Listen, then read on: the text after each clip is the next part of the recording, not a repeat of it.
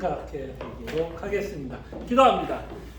참으로 고마우신 하나님 감사합니다. 저희에게 성경이라는 어마어마한 책을 우리에게 남겨주시고 성경을 통해서 우리가 하나님의 말씀을 배우게 해주시고 하나님을 성경 가운데 말씀 가운데 인격적으로 만난 교제를 하게끔 해주신 것 감사합니다. 저희가 교회가 또 1년을 새롭게 시작하면서 교회 일독을 하고 있습니다. 일독을 하고 있을 때 참으로 그 하나님의 은혜를 맛볼 수 있는 귀한 일독하는 시간 되게 하여 주시옵소서. 저희들이 또 성경의 맥이라고 하는 주제를 가지고 하나님의 말씀을 살펴봅니다. 주께서 함께 하시고 이 구약 안에서 하나님이 무엇을 계획하고 있고 인간은 또 어떤 식으로 실패하고 있으며 실패한 가운데서도 하나님은 하나님께서 계획한 것을 어떻게 이루어가고 있는지를 저희들로 바라보게 하여 주시옵소서. 이제 우리와 함께 하실 것을 믿고 예수님의 이름으로 기도합니다. 아멘. 자, 지난주에 저희들이 어떤 주제를 가지고 살펴봤는지 혹시 기억나세요? 복이 있을죠. 바로 제가 가리킨 내용이 이게 아니었죠. 제가 이 내용은 아니었고, 그래서 우리가 복의 내용을 살펴보면서 성경에서 말하는 복은 어떤 거를 복으로 얘기하고 있냐면 형통이라는 단어를 통해서 성경에서 말하는 복은 뭘까요? 여러분 보통 우리가 생각하는 복은 뭐죠? 사자성어 생각해봤죠. 두 가지의 사서성어. 하나는 만사형통, 그 다음에 또 하나는 그렇죠. 만사형통, 또 부귀영화. 그리고 우리 이거 원한다 안 원한다? 원한다. 우리는 이 성경 본문은 솔직한 시간이에요. 네, 우리 다 그냥 솔직한 마음으로 솔직하게 우리가 성경 공부를 했으면 좋겠습니다. 자, 그럴 때 만사형통이라는 의미가 뭐죠? 만사형통. 그렇죠. 모든 것이 형통해서 잘 된다. 그럴 때 조금 더 풀었으면 뭐야? 우리가 계획한 대로 모든 일이 되는 거. 그거 싫어하는 사람 손 들어보세요. 내가 계획한 대로 되는 거 싫어하는 사람? 없어요. 그럼 우리가 또 그거를 복이라고 얘기해요. 부귀영화는 뭐예요? 부하고 귀하고 그런 자리에 올라가는 거.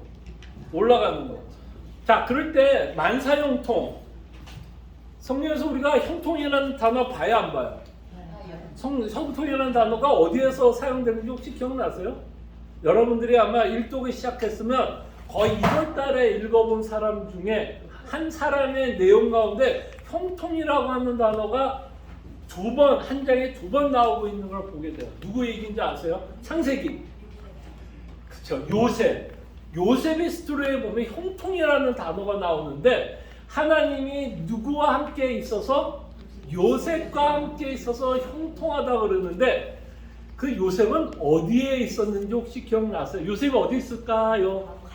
감옥에 있었어요. 감옥에 있었어요. 그거를 성경에서는 뭐라고 말한다? 그걸 형통이라고 얘기해요. 그러니까 우리가 생각하는 형통의 개념이 절대로 아니고 오히려 성경은 어떤 자가 형통한 자라고 말하는 거예요? 하나님이 함께하는 자. 요셉이 감옥에 있으면서도 형통한 이유가 뭐였어요? 하나님이 함께하는 거. 그러니까 여러분들이 지금 예수를 믿고 있다면 하나님이 뭐 하시는 거예요? 그러니까 여러분 지금 형통한 자가 아니에요. 형통한 자인데 우리가 이 생각을 못하게 하는 마인드, 우리가 그런 마음이 있을까요? 없을까요? 우리가 형통한데 형통하지 않다라고 생각하는 마음이 있을 수 있을까요? 없을까요? 있을 수 있죠. 뭐 때문에? 나의 원하는 대로 세상 일이 풀어지지 않고 내가 그렇죠. 힘들 때 그죠? 힘들 때 우리는 형통하다라고 생각하는 것이 힘들어질 수도 있습니다. 그 다음에 우리가 부귀영화에 대해서도 생각해봤지만 부귀영화가 성경에서 말하는 부귀영화는 뭘까요, 여러분? 성경에서 말하는 부귀영화 어떤 게 성경에서 말하는 부귀영화예요? 사도 바울이 에베소서 1장 같은 경우에 우리에게 고백하고 있는 내용이 뭐죠? 우리에게 뭐가 있다고 표현해요? 하늘에 부귀영화라는 단어는 사실 나오진 않는데 사도 바울이 예수를 믿는 것 때문에 뭐라고 고백하냐면 하늘에 신령한 복. 그러니까 여러분들이 예수 그리스도를 믿고 구원의 여정 가운데 있다면 성경은 여러분들을 뭐라고 얘기해요? 복 받은 자라고 얘기해요. 그렇기 때문에 여러분들의 인생 가운데 여러분들을 가끔 이런 생각할 때 있어. 아, 내 인생 참 초라하다라는 생각 해보신 적 있어요? 아유, 정말 솔직히 아, 내 인생 왜 이렇게 초라할까? 또는 내 인생 왜 이렇게 뭐랄까 궁상 맞는다는 표현이 있죠. 와, 이렇게 궁상 맞을까? 남들하고 비교하면 내 인생 너무 안 돼 보여라고 생각하는 사람 있어요, 없어요? 네, 근데 이게 여러분들이 뭐 때문에 이 생각을 하게 될까요, 여러분? 무엇이 이런 생각을 하게 할까요? 왜 나는 왜 궁상 맞았다고 생각하고 왜 나는 초라하다는 생각을 하게 되는 그 원인이 어디 있을까요? 세상적인 잣대로 나를 보는 그렇죠. 세상적인 잣대. 그 세상적인 잣대와 함께 뭐가 내 안에서 작용을 할까요? 네? 욕심이죠. 그러니까 내가 갖고 있는 욕심은 세상 잣대대로 뭐 하고 싶어요? 살아가고 싶어요. 그러니까 비교를 하니까 내가 어떻게 보이는 거예요? 초라해 보이는 거예요. 여러분, 여러분들이 초라하다고 생각을 하면, 자, 이제 이렇게 좀 강하게 얘기해. 여러분들이 불쌍하고 자기 연민에 빠지고 불쌍하다고 초라하다고 생각하면 예수 믿는 거 아니에요. 예수 믿는 거 아니에요. 사도 바울이 감옥에 갇히면서도 언제 자기가 초라하다고 얘기한 적 있어요, 없어요? 오히려 즐거워하고 기뻐하고 소망 가운데 살아갑니다. 그게 제가 말씀드리려고 하는 거 여러분들 공격하려고 하는 게 아니라 뭐가 무섭다라는 걸 좀 보자는 얘기예요. 내가 갖고 있는 욕심이 내가 믿고 있는 복음을 받아들이는데 방해가 된다 안 된다? 어마어마하게 방해를 줘요. 우리는 충분히 만족하면서 살아갈 수 있고요. 우리에게는 참 신령한 복뿐만 아니라 사실은 세상에서 미국이라는 나라에서 여러분들 적어도 굶지 않죠. 그리고 여러분 이렇게 옷장을 열면 옷 많아요, 적어요? 많은데도 그 많음에도 불구하고 우리는 무슨 생각을 해요? 야, 왜 이렇게 옷이 없을까? 또는 아, 오늘 나 입을 옷이 없네라고 생각하는 건 옷이 없어서가 아니라 뭐 때문에? 내 안에 있는 욕심 때문에 없는 거예요.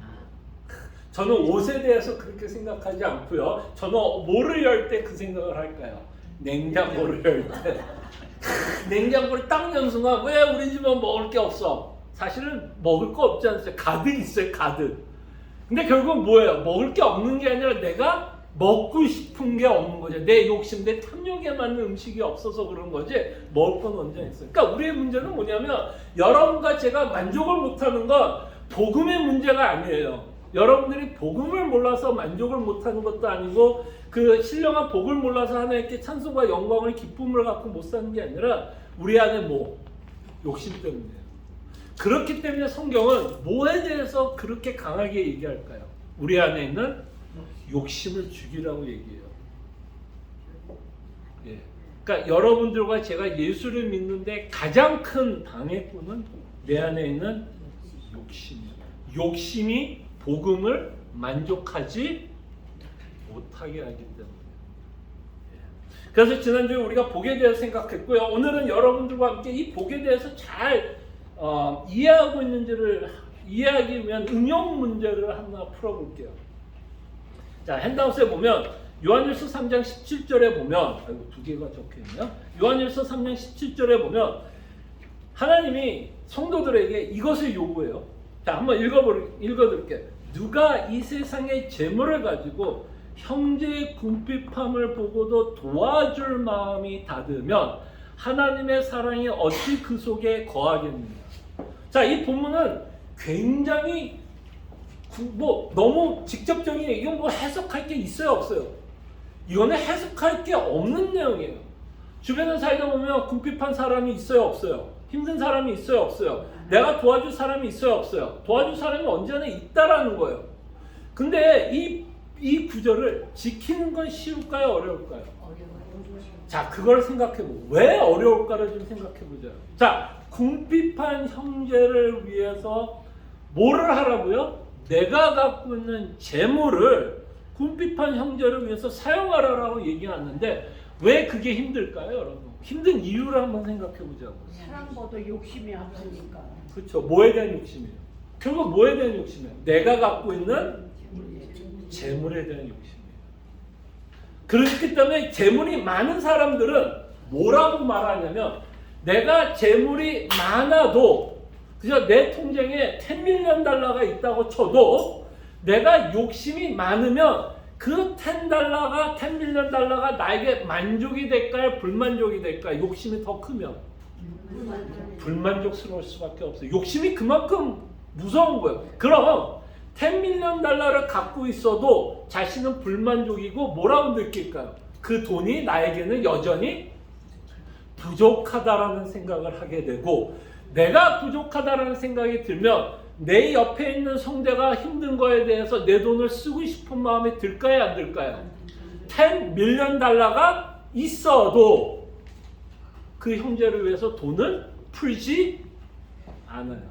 그러니까 이 본문은 여러분과 제가 돈을 얼마나 갖고 있어서 돈이 너가 넉넉하기 때문에 도우라는 본문이 아니에요. 이 본문은 넉넉하기 때문에 도우라고 하는 게 아니라 형제로 봤을 때 도움이 필요할 것 같으면 도우라는 거예요. 그러기 위해서는 적어도 내가 갖고 있는 재물에 대한 뭐가 없어야 돼요? 욕심이 없어야 돼요. 왜냐하면 재물에 대한 욕심이 있으면 형제를 위해서 그 재물을 사용하는 게 쉽다 어렵다? 어려워요. 풀 수가 없어요. 절대로 못 풀어요. 그렇기 때문에 이 본문은 여러분들이 이 본문을 지키지 못하는 건 예수 그리스도의 복음을 몰라서가 아니에요. 예수님이 여러분들을 위해서 희생했다는 거 알아요? 몰라요? 그거 모르는 사람이 어디 있어요? 그리고 그 똑같이 여러분들이 갖고 있는 재물을 희생하고 손해봐서 도우라는 거 몰라요? 알아요? 그거 모르는 사람이 어디 있어요? 여기 앉아있을 뿐. 그러면도 왜 그게 실천이 안 되느냐? 몰라서가 아니라 그만큼 내 안에 뭐가 무섭도록 우리를 지배하니까 욕심이에요. 그 욕심이 여러분들 알고 이제 어떻게 작용하냐면 뻔히 어떨 때는 알아요. 저 사람이 힘들고 내가 조금 도와줄 수 있는 부분이 있어요. 그게 많은 돈이 아니더라도 내가 분명히 도울 수 있는 방법이 있어요. 그럼에도 불구하고 욕심쟁이는 어떻게 하냐면 이 머릿속에서 뭐 할까요? 그 사람을 안 도울 이유를 찾게 돼요. 반드시. 왜? 그 돈을 안 쓰고 싶은데 양심은 찔리고 그 양심을 어쨌든 찔리지 않게 하기 위해서 나는 끊임없이 뭐 해야 돼요? 변명을 해야 돼요. 아, 이 돈은 내가 뭐를 위해서 다르게 쓸 거기 때문에 내가 저 사람을 위해서 사용할 수가 없어라는 식으로 우리는 무슨 생각을 변명을 하기 시작하는 거예요. 그 다음에 또 하나 이제 알아야 될 건 여러분들이 갖고 있는 재물 사실은 누구 거예요? 에이 진짜? 에이 답은 다 그렇게 하지 하나님 거라고. 근데 왜 이거 못 지켜요? 하나님 거라면 자기가 아닌데 왜 이거를 못 지켜요? 거기에 나의 수고가 들어가 있기 때문에. 그렇죠. 아 내가 이 말씀을 내가 요한일서에서 한 거 아니에요. 우리가 갖고 있는 생각 가운데 뭐냐면 내 돈도 내가 수고해서 돈을 벌었다고 생각하기 때문에 그 수고해서 내가 뼈 빠지게 돈 번 새벽같이 깨서 저녁까지 일한 그 돈을 남을 위해서 사용한다. 무슨 생각이 들까요? 억울하다 또는 아깝다라는 생각 들까요? 안 들까요? 당연히 들죠. 아깝다라는 생각이 들면 절대로 누구를 도울 수 있을까요? 없을까요? 못 도와요. 아깝다라는 생각이 들면. 근데 우리가 지금 여러분들 다 고백했죠. 이게 하나님 거라고. 그럼 여러분들이 일을 하는 것도 사실은 누구 덕분에 일을 한다고 고백해야 돼요. 새벽부터 일하는 것도 하나님께서 그 기회를 줬기 때문에 새벽에 일하는 거예요. 그러니까 우리가 하나님의 섭리를 말은 섭리를 믿는다 그러지만 우리가 얼마나 하나님의 섭리를 믿지 않고 하루하루 살아가는지. 일은 뭐야? 내가 열심히 일했고 내가 잘 구했고 그러면서 우리는 뭘 믿는다고 얘기해요? 하나님의 섭리를 믿는다고 고백을 합니다. 자기가 다 해놓고. 그러니까 이런 구절 하나만 봐도 정말 우리가 고백과 뭐가 일치하지 않는 걸 봐요. 내 마음 또는 내 삶이. 그러니까 이 본문은 내가 돕고 안 돕고의 문제는 아니야. 돕고 안 돕고는 그 다음 문제예요. 돕고 안 돕고의 문제가 아니라 정말 내 안에 정말 왜 이렇게 욕심이 많지? 여러분들 우리 이렇게 고백하여 지금까지 지내는 거 다 누구의 은혜? 하나님의 은혜. 여러분들이 미국 와서 이만큼 셋틀다운해서 살았다면 여러분 뭐라고 고백할 거예요? 다 하나님께서 하셨다고 그러죠. 근데 왜 이렇게 우리는 남을 돕는 일에는 이게 여러분들 안 한다는 얘기가 아니에요. 안 한다는 얘기가 절대로 오해하지 마세요. 그러나 어쩔 땐 굉장히 우리가 뭐예요? 인색할 때가 있어요. 그 인색한 이유를 우리가 좀 생각해 보자는 거예요. 그럴 때 이 계명을 지키는 건 둘째 문제고 우리 안에 있는 욕심을 보자고요. 그러니까 제가 이 공부를 하면서 우리가 뭐가 바뀌어요? 우리 복의 개념이 바뀌어야 돼요. 하나님의 계명을 지키는데 여러분들의 복의 개념이 바뀌지 않고서는 적어도 요한일서 3장 17절은 못 지켜요. 여러분과 제가 복의 가치관이 변하지 않는 한은 이 구절은 절대로 지킬 수 있는 구절이 아니에요. 무슨 말인지 알겠죠? 그렇기 때문에 하나님의 말씀을 지키기 위해서 특별히 요한일서에 나오는 이 구절을 지키기 위해서는 우리가 갖고 있는 돈의 가치가 어떻게 돼요? 변화돼요. 근데 돈의 가치가 변하신 분들은요, 우리가 이렇게 봐도 좀 풍족하지 않아 보이는 사람이 있죠. 딱 봐도 티 나요. 이 돈은요, 무서운 게 뭐냐면요, 죄송합니다. 이거 누구를 뭐라 해, 돈 있는 사람은 언제나 티가 나게 돼 있어요. 돈이 없는 자와 있는 자는 티가 나 있어요. 티가 안 날 수가 없어요. 다 티가 나요. 다 티가 날 수밖에 없어요. 근데 딱 봐도 이분이 돈이 없는 것 같이 보이는 분들이 있어요. 그런데도 그런 분들이 오히려 잘 베풀어요. 돈이 많아서가 아니라 자기가 갖고 있는 재물 가운데 그걸 뭐 하려고 하는 마음, 베풀려고 하는 마음이 있다는 걸 보게 된다. 그래서 이 구절을 통해서 우리는 끊임없이 내 안에 있는 뭐를 좀 발견하자. 욕심을 발견하고 내가 이것을 못 지키고 있다면 내가 재물이 없어서가 아니라 뭐가 없어서, 그러니까 뭐가 너무 강해서 욕심이 강해서 못 지키는 걸 수도 있다는 것을 저희들이 좀 생각해 봤으면 합니다. 자, 2번으로 넘어갈게요. 자, 성경의 맥. 여러분들 성경을 읽을 때 가장 중요한 분이 누굴까요? 누구를 언제나 염두하면서 읽어야 될까요? 예수님이에요, 예수님. 자, 성경의 맥. 우리가 지금 365일 이제 읽기 시작하는데 양이 많아요, 적어요. 어마어마한 양이에요. 이게 뭔 소리 한 때가 참 많아요. 그럴 때도 우리가 성경의 맥, 그 큰 산맥 안에서 우리가 길을 놓치지 않기 위해서는 끊임없이 누구를 먼저 생각해요? 예수님을 먼저 생각하셔야 돼요. 예수님. 그래서 요한복음 3장 39절에 보면 이렇게 기록합니다. 너희가 성경에서 영생을 얻는 줄 생각하고 성경을 연구하거니와 이 성경이 곧 누구에 대해서 내게 대하여 증언하는 것. 여기서 내게는 누굴까요? 예수님. 그러면 성경은 사실 여기서 말하는 성경은 구체적으로 얘기하면 어떤 성경일까요? 구약과 신약. 여기서 말하는 성경은 구약이죠. 아직은 구약이죠. 예. 물론 우리가 살고 있는 시대에서는 성경은 구약과 신약이 다 포함되는 거지만 적어도 예수님이 말하고 있는 이 시대는 신약이 다 쓰여졌어요, 안 쓰여졌어요? 아직 예수님이 죽지도 않았는데 무슨 서신서가 쓰여져요. 그러니까 지금 말하는 성경은 어떤 성경? 그러니까 여러분들이 지금 읽고 있는 구약이 누구에 관해서? 예수님에 관해서. 이걸 놓치지 말고 읽으세요. 그렇다고 모든 본문에서 예수님이 어디서 나오느냐를 찾을 수는 쉽지는 않을 수 있지만 성경을 읽을 때 언제나 놓치지 말아야 할 건 이 안에 예수님이 계실 수도 있겠구나. 예수님이 어떤 식으로 계시느냐라는 생각을 갖고 여러분들이 생각을 하시면서 읽어보시기를 바랍니다. 그래서 첫째 날은 우리가 성전을 통해서 살펴봤죠. 성전이 뭐죠? 성전이 하나님이 함께하는 곳. 그럴 때 이게 어떻게 성취돼요? 누가 와버렸어요? 예수님. 예수님의 닉네임이 뭐였죠? 임마누엘. 그죠? 그 다음에 복의 개념도 어떻게 바꿔요? 예수님 때문에 하늘의 신령한 복이 우리에게 가장 큰 복으로 여겨지는 거 누구 때문에? 예수님. 자, 오늘은 여러분들과 함께 구약에 나와 있는 뭐에 대해서 좀 생각을 해볼 거냐면 직분자에 대해서 생각을 해볼게요. 자, 여러분들 지금 읽고 있는 게 이제 역대하죠. 네, 역대상, 뭐 열왕기 상하, 사무엘 상하. 그걸 우리는 뭐라 부르냐면 역사서라고 불러요. 역사서. 그러니까 역사를 기록한 거예요. 기록한 거. 근데 그 뭐 역대하를 여러분들이 지금 읽고 있다면 역대하든 역대상, 열왕기 상하, 그다음에 사무엘 상하 어떤 직분자의 이야기가 가장 많이 기록되어 있는 것 같아요. 이름 자체도 열왕기 상하면 벌써 누구? 어떤 직분일까요? 그렇죠. 왕의 직분에 대한 내용이 기록되었어요. 그래서 이스라엘의 왕, 유다의 왕들의 내용들이 적혀져 있어요. 열왕기 하면 뭘까요? 왕들의 전기예요. 예, 우리나라 조선실로 500년 하면 누구 얘기 들어요? 이조 시대. 그죠? 그래서 뭐 태종 이제 다 까먹었어. 어쨌든 그래서 누군지 알죠? 그 왕들 그 내용이 기록된 게 그거예요. 그런 것처럼 사무엘 상하, 그다음에 뭐 열왕기 상하, 역대 상하, 왕들의 이야기예요. 왕. 그래서 구약에 보면 가장 많이 나왔던 직분자 중에 한 명이 누구예요? 왕이 나오고 있는 거를 보게 되죠. 어마어마한 양의 왕들의 이야기가 적혀 있고, 자, 이 왕들과 함께 소통하는 자들이 또 이 간혹 나오고 있는 걸 보게 돼요. 이 왕들이 또 소통했던 자들의 직분이 누구였을까요? 그쵸, 선지자들이 나오고 있는 것을 보게 됩니다. 그럼 두 번째 뭐 쓰면 좋을까요? 왕이 나오고 선지자가 나와요.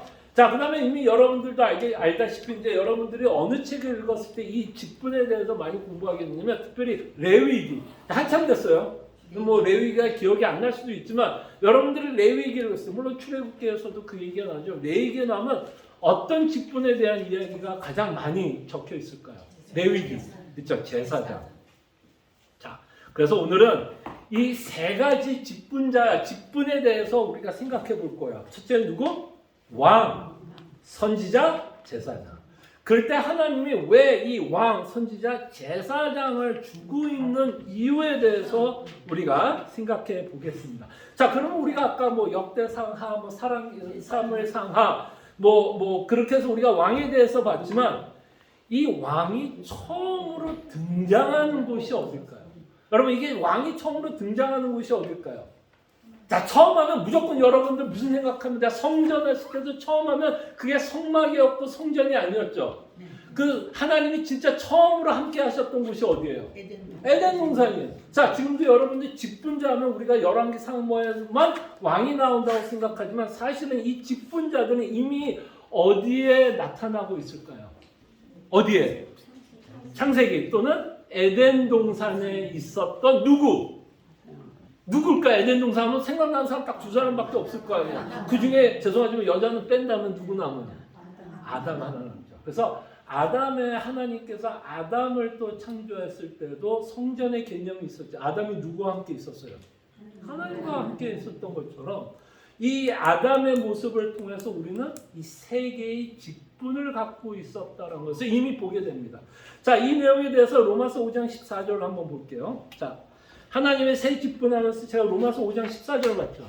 자, 성경을 이해하는데 가장 중요한 것 중에 하나는 누구를 이해하면 성경을 이해할 수 있다. 예수님.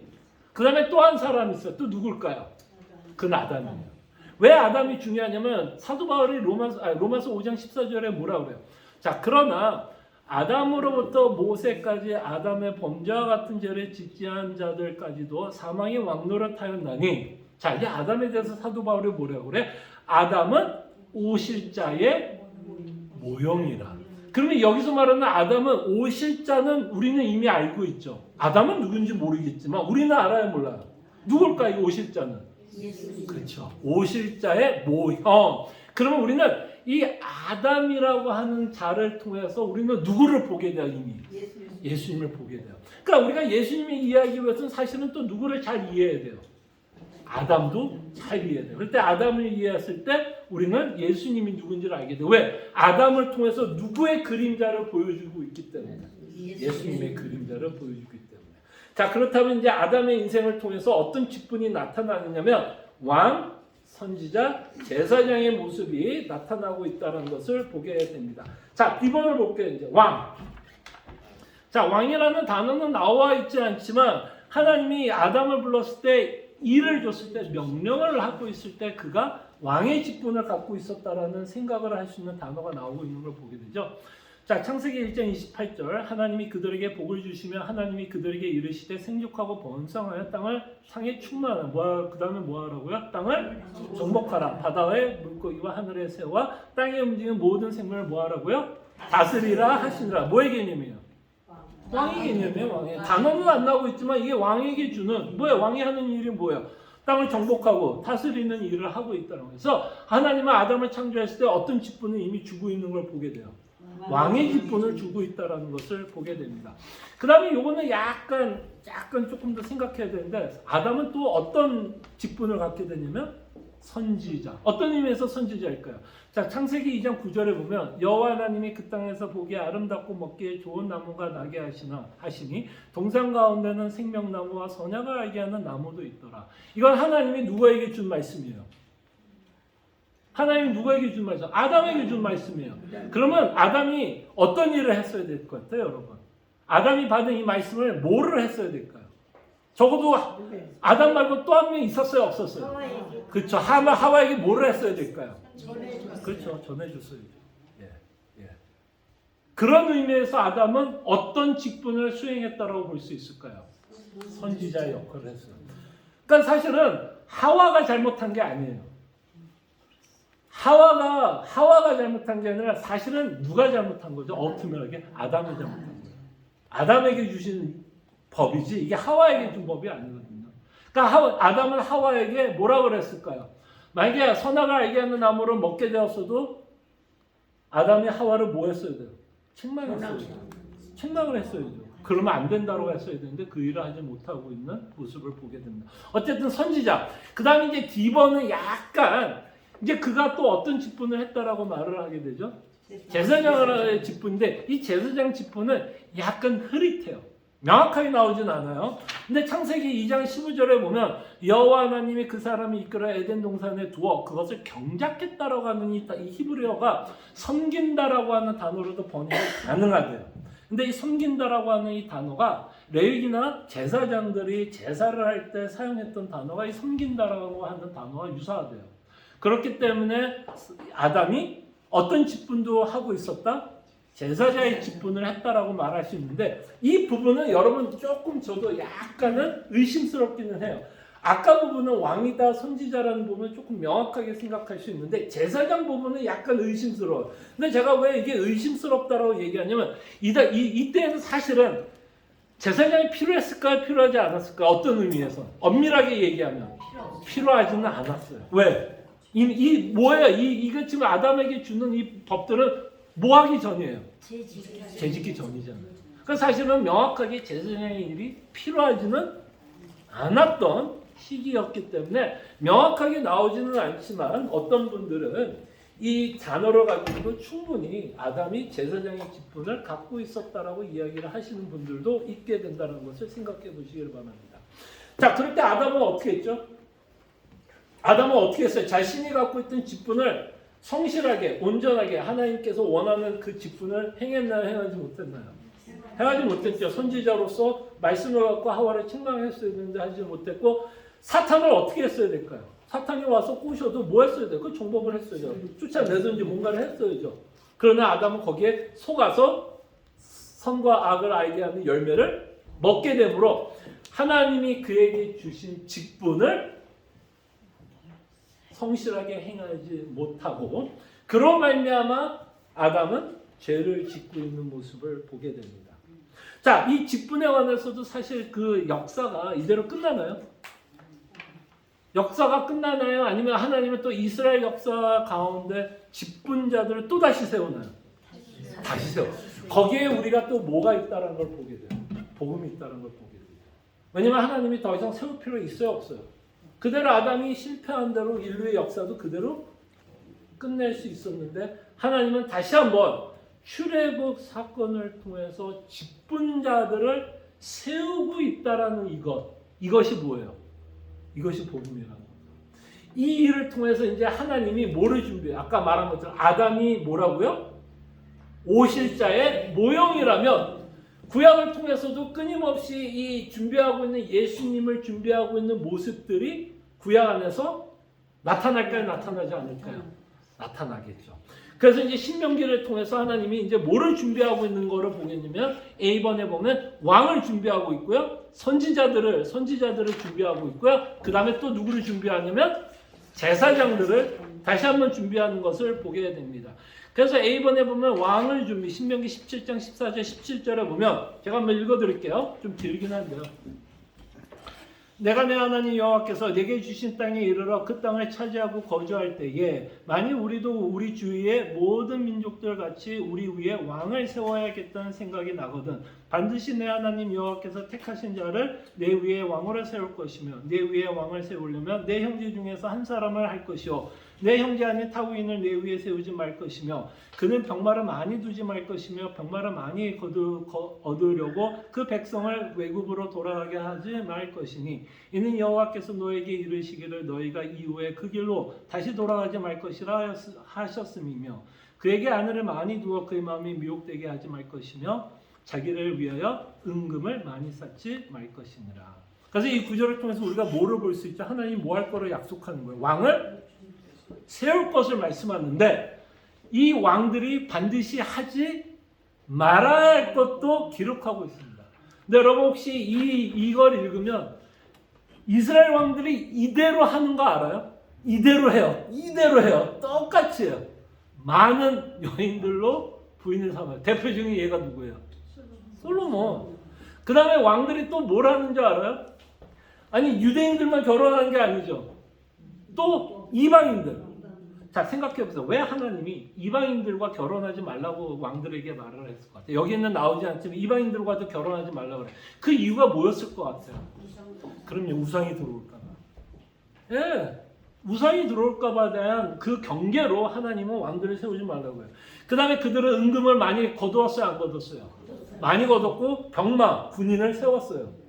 자, 하나님이 다윗에게 화를 냈던 이유 중에 여러 가지가 있지만 하나가 뭐였죠? 그들이 다윗이 했던 많은 나쁜 일 가운데 하나님을 거역했던 일 중에 하나가 뭐예요? 인구 수를 셌어요. 왜 그게 하나님이 그렇게 아니 민수기에서 인구 수 세라 그랬어요? 안 세라 그랬어요? 민수기가 뭐예요? 민족의 수를 센다라는 이야기의 민수기야. 그 안에서는 되고 왜 다윗이 자기 인구 센 거에 대해서는 그토록 화를 냈을까요? 그 인구를 센 이유가 뭐예요, 다윗은? 그 나라의 국가의 그 힘을 자랑해서 그걸로 뭐 하려고 그랬던 거예요? 전쟁하려고 그러는 거예요. 그러니까 전쟁이 누구의 힘으로 해야 됐어요? 이스라엘 끊임없이 하나님의 힘으로 전쟁을 했어야 되는데 다윗은 누구를 의지한 거예요?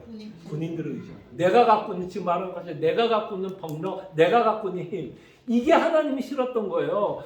그 숫자를 센 게 문제가 아니라 다윗의 마음. 그러니까 우리도 그렇잖아요. 내가 갖고 있는 능력, 내가 갖고 있는 물질, 내가 갖고 있는 커리어 그런 것들을 의지하며 그 안에서 참된 기쁨과 만족을 얻는 것을 하나님이 굉장히 싫어요. 하나님은 끊임없이 우리가 누구로 만족하기를 원해요? 하나님으로만 만족하기를 원하는데 다윗은 그렇지 않았다라는 거예요. 그러니까 이스라엘 역사는 끊임없이 어떤 것이 반복돼요. 전쟁뿐만 아니라 뭐야? 하나님 앞에 뭐를 해요? 거역해요. 근데 여러분 곰곰이 생각해요. 왜 하나님이 왕들이 거역하고 패역하고 하나님의 계명을 지키지 않는 내용을 계속해서 수없이 기록을 할까요? 그 기록의 내용을 통해서 우리에게 하시고자 하는 내용은 뭘까요? 너희들은 결국 성공할 수 없고 그렇죠. 너희들은 성공할 수 없고 그 다음에 또 없고 해서 예수님이 필요하다. 그러니까 조금 더 거기에 수식어를 붙이자면 뭐가 필요한 거예요? 진정한 왕이신 예수님이 필요한 거예요. 진정으로. 진짜 하나님이 기뻐하는 왕이 그 왕들의 패역한 모습을 통해서 그러니까 하나님이 그런 패역한 왕들을 보면서 누가 필요하다는 걸 보여주면 예수님이 필요하다는 얘기가 정말 왕. 정말 우리를 하나님의 뜻 가운데서 다스릴 수 있는 정복할 수 있는 왕이 필요하다는 거예요. 근데 참 재밌는 건 여러분 왕들의 이야기를 들었을 때 약간의 성공이 있었어요? 없었어요? 성공이 있었어요. 왜? 그들도 때로는 뭐 했어요? 율법을 지켰던 왕들이 없었던 건 아니에요. 근데 정말 숫자가 너무 적었죠. 근데 그때는 어땠어요? 그때는 그나마 살만했어요. 그건 무슨 메시지를 전할 것 같아요? 패역한 왕들도 예수님을 보여주고 있다면 이렇게 지켰을 때 그 나라가 약간 살만했다라는 것을 기록함으로써 사실은 우리에게 또 어떤 메시지를 전할 것 같아요? 하나님만 의지하면서 살고 또 이렇게 진정한 왕이 순종을 한다면 그 안에는 참된 복이 주어진다라는 것도 보여주죠. 그러니까 우리가 누가 필요하다는 거예요. 하나님의 계명을 온전하게 지킬 수 있는 사람이 있다면 우리에게는 희망과 소망이 있다라는 것도 사실 왕의 이야기를 통해서 말씀을 합니다. 자, 선지자들. 자, B번 신명기 18장 15절. 내 하나님 여호와께서 너희 가운데 내 형제 중에서 너를 위하여 나 같은 선지자 하나를 일으키시리니 너희는 그의 말을 들을지니라. 자, 그러면 이제 요게 18장에 보면 이게 누구한테 하신 말씀인지 알아요? 자, 신명기 18장 15절. 내 하나님 여호와께서 너희 가운데 내 형제 중에서 너를 위하여 나 같은 선지자 하나를 일으키시라. 뭐 계속 나오는데 여기서 말하는 너는 누굴까?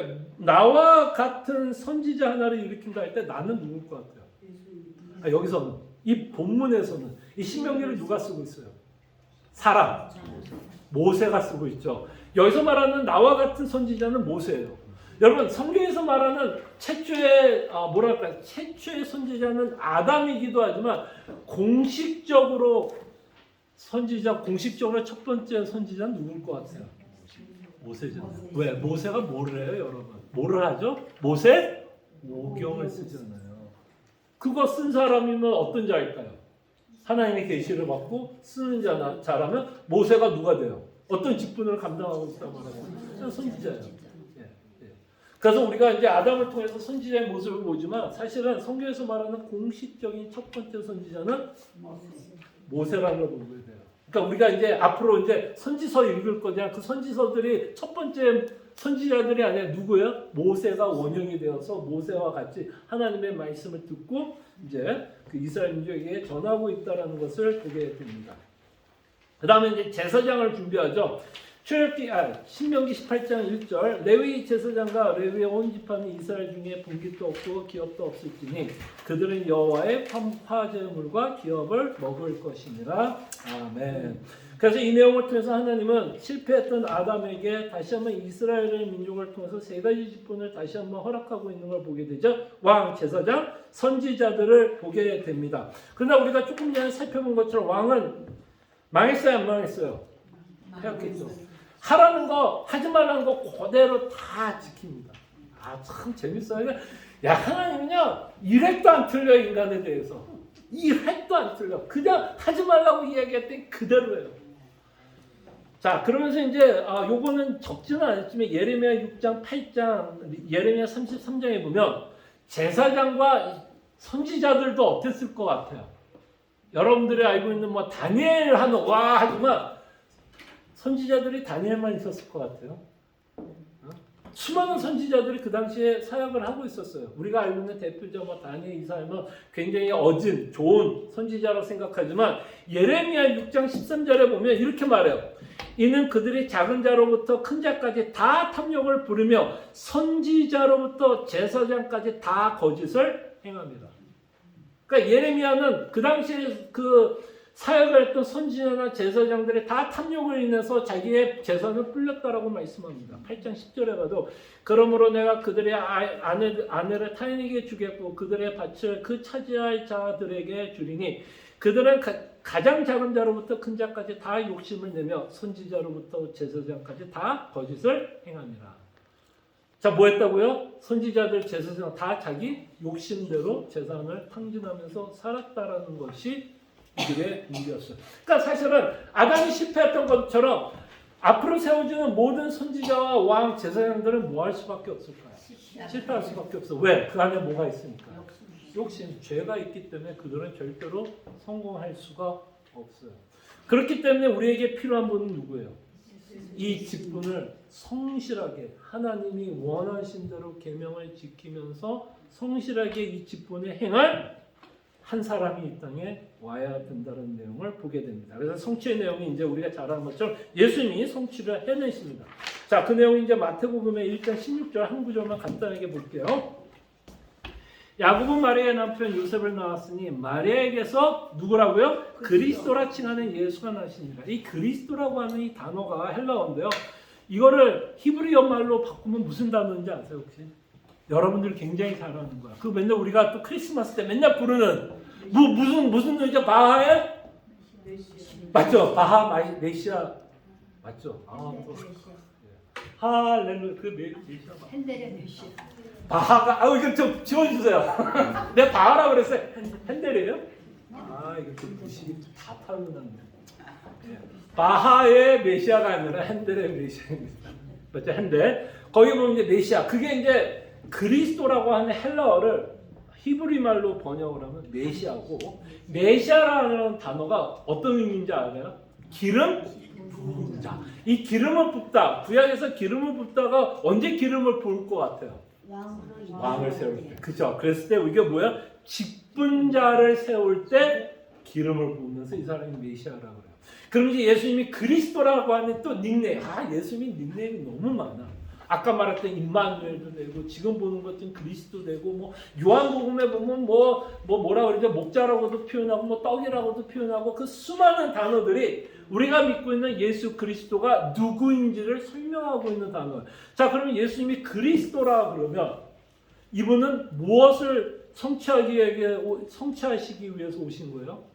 하나님이 구약을 통해서 세운 직분자, 즉 왕, 선지자, 그 다음에 제사장의 일을 성취하기 위해서 오신 분이다라는 걸 알 수 있어요. 네. 그러니까 여러분들이 예수님이 누군지를 알려면 뭐를 알아야 돼요? 구약을 알아야 돼요. 왜 하나님이 이런 직분자들을 세우고 있는지. 그걸 이해를 못하고 예수님의 사역을 이해할 수 있다 없다? 이해할 수가 없습니다. 네. 그러니까 여러분들이 지금 구약을 읽는 이유가 뭐예요? 누구를 더 잘 이해하기 위해서? 예수님이 이해하기 위해서 읽는 거지. 그냥 여러분들이 갖고 있는 지식적으로 뭐 솔로몬이 어땠다, 뭐 왕들이 어땠다, 이거보다 내가 믿고 있는 예수님을 더욱더 명확하고 제대로 배우고 제대로 이해하고 믿기 위해서 우리가 구약을 읽고 있다고 생각하시면 될 것 같아요. 자, 감사하게도 하이델베르크에 보면 31번과 32번에 보면 우리가 믿고 있는 예수 그리스도에 관한, 그리스도 특별히 메시아, 그죠? 기름 부은 이 자에 대해서 예수님에 관해서 잘 요약하고 있는 내용을 보게 돼요. 자, 그분을 왜 그리스도, 곧 뭐라고 받은 자? 기름 부은 자. 아까 말했던 메시아, 히브리어적 표현이에요. 그분을 왜 그리스도, 곧 기름 부은 받은 자라 부릅니까? 자, 이제 이 내용 중에 이게 이제 정리하고 있는 거예요. 왜냐하면 그분은 성부 하나님으로부터 임명을 받고, 구약에서 임명을 받았던 것처럼 그분은 성부 하나님으로부터 임명을 받고 성령으로 기름 부음을 받았기 때문입니다. 그러니까 여러분, 예수님이 성령 세례 받아야 안 받아요? 그 세례 받을 때 비둘기가 나오면서 이는 내가 사랑하는 내 아들이다고 얘기했을 때 그 사건을 우리는 어떻게 이해할 수 있는 거라고 볼 수 있어요? 예수님이 무엇을 임명받고 있는 장면이라고 보시면 돼요. 무엇으로 임명받고 있는 장면? 그리스도로서. 그 내용을 하이델베르크에서 이렇게 정리하는 거예요. 성령으로 기름 부음을 받았기 때문입니다. 그분은 우리의 뭐라고요? 큰 선지자와 선생으로서 우리의 구원을 위한 하나님의 감추인 뜻을 온전히 전해주시고, 그죠? 그 다음에 우리의 유일한 뭐예요? 대제사장으로서 그의 몸을 단번에 제물로 드려 우리를 원하셨고, 성부 앞에서 우리를 위해 항상 간구하시며, 또한 우리의 뭐가 돼요? 영원한 왕으로서 그의 말씀과 성령이 아니라 성령이 우리를 다스리고 우리를 위해 획득하신 구원을 누리도록 우리를 보호하고 보존하십니다. 그러니까 여러분들이 지금 예수를 믿고 있다면 그리스도의 어떤 직분이 여러분들을 지금 예수를 믿고 끊임없이 어떤 상황에서도 보호 유지하고 있을까요? 왕의 직분. 그렇죠? 왕의 직분이 여러분들을 계속해서 지금 보호 유지하고 있다라고도 생각해 볼 수 있겠죠. 자, 그런데 이제 여기서 우리가 이제 생각해 보고 싶은 내용이 이거예요. 조금 시간이 많이 갔는데, 자, 그리스도가 있고, 그 다음에 또 여러분들과 저를 지칭하는 닉네임들이 많아요, 적어요. 성경에 보면 예수를 믿는다라고 했을 때 예수를 믿는 닉네임들이 많아요, 적어요. 많죠. 하나는 뭐죠? 여러분들을 뭐라, 하나님의 자녀. 또 요한복음에 보면 여러분들을 뭐라 그래요? 양. 뭐 수많은 단어들을 가지고, 그 다음에 뭐 가족. 우리가 예수님의 뭐라 그래요? 지체, 몸. 그 수많은 단어들이 또 예수를 믿는 성도들을 표현하는 단어고, 그 단어들이 예수를 믿는 자들의 어떤 가치와 어떤 은혜를 받고 있는지를 표현하는데, 또 하나 예수를 믿는 닉네임 중에 하나가 뭘까요? 여러분들이 예수를 믿으면 예수가 누구라고요? 그리스도라면 여러분들은 뭐라고 부르면 좋을까요? 그리스도와 같이 생각을 하면 여러분들은 그리스도 뭐라고요? 인. 그쵸? 그쵸? 여러분들이 예수를 그리스도가 믿는다면 성도는 뭐가 돼요, 그러면? 그렇죠. 그리스도 플러스 인. 무슨 인? 이거 맞아요, 사람이? 아, 그래도 뭐 하나 맞췄네요. 그러니까 이게 뭐야? 합성어예요, 합성어. 합성어. 근데 이게 이제 그리스도인이라고 하는 단어가 사실 이 하이데베르크에서 만든 단어가 아니라 사실 여러분 사도행전에 보면 안디옥 교회인들을 뭐라고 지칭하죠? 그리스도인이라고 하는 단어가 사실은 성경에 이미 나와 있는 단어예요. 자, 그렇다면 여러분, 자, 이제 응용 문제를 한번 펼게요. 자, 요것만 이제 화이팅!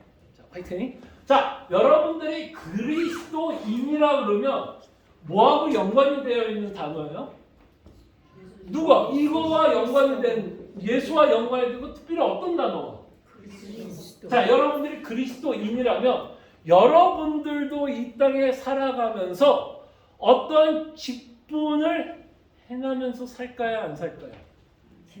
그렇죠. 여러분들도 그리스도인이라면 어떤 직분을 행하면서 살아갑니다. 이건 장로가 아니라 목사가 아니라 집사가 아니라 그리스도인들은 어떤 직분을 행합니다. 어떤 직분을 여러분들이 행하면서 살까요? 성도라기보다는 지금 우리가 배웠죠. 하나는 선지자. 또 아니 선지자. 어떤 직분? 제사장. 그렇죠? 또 예.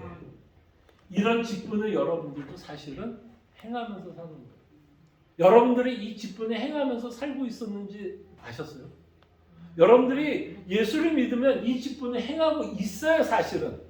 행하고 있어요. 행하고 있는데도 모르고 행하고 있는 거예요. 자, 그랬을 때 하이데베르크에서 이거를 어떻게 정리하는지. 자, 32문이에요. 자, 32문에 보세요. 그런데 당신을 왜 그리스도인이라 부르십니까? 여러분 그리스도인이 아니에요. 그리스도인이죠. 네, 그리스도인이죠. 자, 그럴 때 하이데베르크는 이걸 어떻게 정리해요? 왜냐하면 내가 믿음으로 그리스도와 뭐 했기 때문에? 네, 아까 뭐라 그랬어요? 인 더하기, 그죠? 여러분들 그리스도에 연합했어요. 그러면 여러분들 그리스도에 연합했다면 그가 갖고 있는 직분에도 여러분들이 뭐 할까요? 연합해요. 그러니까 여러분들은 어떤 성지자적, 제사장적, 왕적인 직분을 수행하면서 이 땅에 살아갑니다. 이게 이제 적용이에요. 그리스도인의 적용. 왜냐하면 내가 믿음으로 그리스도와 연합되어 그의 기름 부음에 참여하기 때문입니다. 그래서 어떻게 참여해요? 나는 선지자로서 그의 이름에 뭐가 돼요? 증인. 그러니까 여기서 이제 여러분들이 증인이 된다면 먼저 뭐를 해야 돼요? 여러분이 증인들은 누구한테 얘기하려면 여러분들이 뭘 알고 있어야 돼요? 모르고 있어야 돼요? 여러분들이 모르는데 누구 앞에서 뭘 증인을 해요? 여러분들이 증인된 삶을 산다는 건 여러분들이 믿어야 되는 예수 그리스도에 관한 내용을 이미 알고 있다는 거예요. 예수 그리스도가 누구인지. 자, 아까 예수님이 이 땅에 와서 선지자적으로 어떤 거를 했다고 그래요?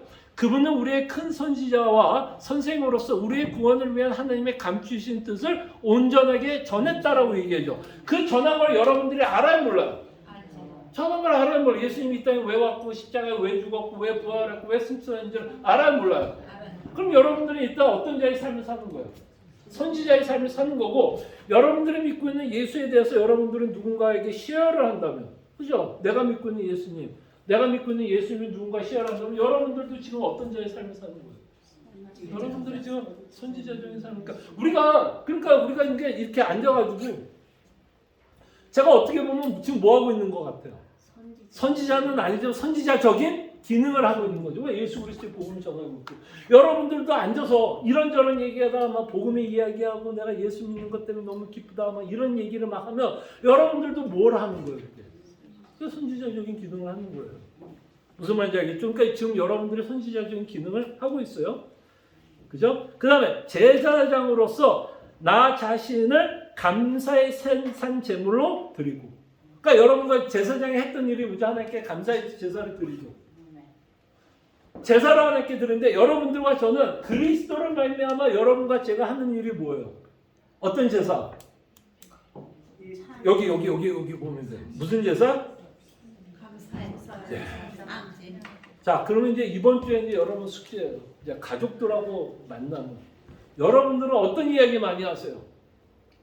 불평, 원망, 짜증, 실망 이런 이야기를 많이 해야 돼요? 아니면 아 정말 내가 예수 믿는 것 때문에 그래도 어찌했든 간에 감사하다라는 말이 많이 나와야 될까요? 감사하다는 얘기 많이 해요. 그럼 제가 전화할 거예요. 갑자기 찔리시면 어떡해요? 내가 전화할 거예요. 여러분 집에다 전화해서 남편들에게 자녀들에게 이번 주에 이분 감사의 제물 드렸어요? 라고 물어볼 거예요. 그러면 그분들이 뭐라고 대답해요? 자녀들이 예 우리 어머니면 우리 아버지는 이번 주에는 불평, 불만, 짜증, 원망 그것보다 감사 제물을 더 많이 들었다라는 얘기가 나와야 돼요? 안 나와야 돼요? 제가 자전할 거예요. 오늘 여기 오신 분. 찔리죠? 그러니까 우리가 진짜 감사 제목이 넘쳤으면 좋겠어요. 왜 우리가 감사할 수 있죠? 진짜. 아우, 막 한숨까지 쉬세요. 막 힘들죠? 감사제사. 진짜 여러분, 진짜 힘든 거예요. 어느 게 더 쉬울 것 같아요? 불평과 짜증, 감사. 우리의 욕심은, 우리의 죄성은 사실은 짜증과 원망과 성질내는 게 훨씬 더 자연스럽고 자동적이에요. 나 힘들었어 이러면서. 그러니까요. 사실 힘들기도 하고. 짜증 원망은 나는 별로는 안 하는데 맨날 힘들어 소리는 달고 살아요. 맞아요. 그러면 제가 이제 주사님한테 한번 전화해야겠다. 이번 주에는 힘들다는 얘기 많이 했어요. 아니면 감사하다는 고백 많이 했어요. 힘들죠. 안 힘들다는 얘기도 아니고 성질 내력이 없다는 얘기도 아니고 그게 없다는 얘기는 아니야. 그러나 그 와중에도 우리는 누구 때문에? 복음 때문에. 복음 때문에. 그렇죠. 복음 때문에 감사제물. 그다음에 이제 마지막으로 우리가 생각해 볼 수 있는 건 왕. 선은 이제 마지막으로 뭐예요? 또한 왕으로서 이 세상에 사는 동안 자유롭고 선한 양심으로 죄와 마귀에 뭐한다? 대항하고 싸운다. 그러니까 아까 우리가 요한일서를 통해서도 우리가 싸워야 될 내용이 뭐예요? 누구를 돕기 위해서도 내 안에 뭐하고 싸워야 돼요? 내 죄, 특히 내 욕심. 내 욕심 때문에 내가 합리화하고 정당하고 변명을 하고 있는지를 저희들이 생각해 봐야 합니다. 자, 이제 마지막으로 이제 기도 제목이에요. 자, 이제 요새 여러분들이 보면 특이한 거 있죠. 제가 많이 하는 것 중에 하나가 뭐죠? 기도 제목을 많이 해요. 자, 기도 제목 1번. 성경의 맥을 잡기 위해서 성경에 살아 숨쉬는 예수님을 볼 수 있도록 기도합시다. 이게 가장 큰 관건이에요. 두 번째. 선지자적인 직분을 감당할 때 주의 말씀을 가슴에 새기며 살아갈 수 있도록 기도합시다. 그다음에 왕적인 직분을 감당할 때 죄의 노예로 살아가는 것이 아니라 죄성을 다스리면서 살아갈 수 있도록 기도합시다. 그 다음에 D번이 빠진데 이제 제사정이죠. 제사정적인 직분을 감당할 때 매일 범사에 감사하는 제사를 드리면서 살아갈 수 있도록 기도합시다. 네. 자, 우리가 이 공부 잘했다라는 증거가 뭘까요? 자, 제가 지금까지 여러분들에게 야, 송근주 목사가 잘 가르쳤다. 그 열매는 뭘까요? 그리스도인으로서 집에 가서 이 기도 제목 갖고 씨름하는 거예요.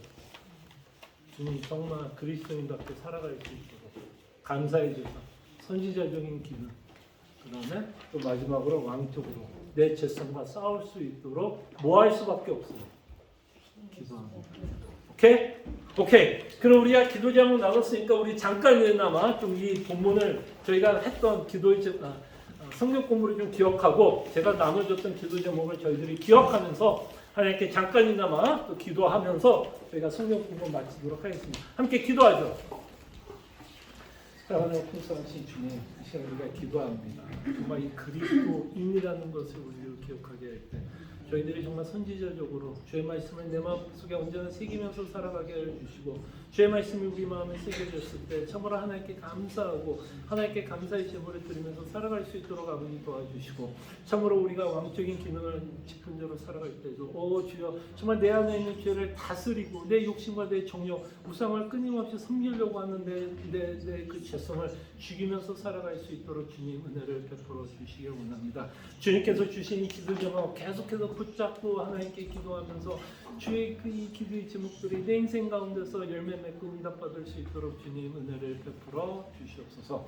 사랑하는 내가 풍성하신 주님, 참으로 우리가 예수 그리스도를 믿게 하시며 우리가 그리스도인 것을 믿게 하여 주시옵소서. 그래서 선지자적인 기능대로 살 때 정말 하나님의 말씀을 우리 마음판에 새기고 그 말씀을 통해서 하나님 앞에 제사장으로서 감사의 제물로 하나님께 감사하며 살아가게 하여 주시고 하나님의 말씀 가운데 우리가 왕적인 기능을 수행할 때 내 안에 있는 죄성을 다스리고 정복하며 살아갈 수 있도록 주님 은혜를 베풀어 주시옵소서. 감사하고 살아계신 예수 그리스도의 이름으로 기도합니다. 아멘. 수고하셨습니다.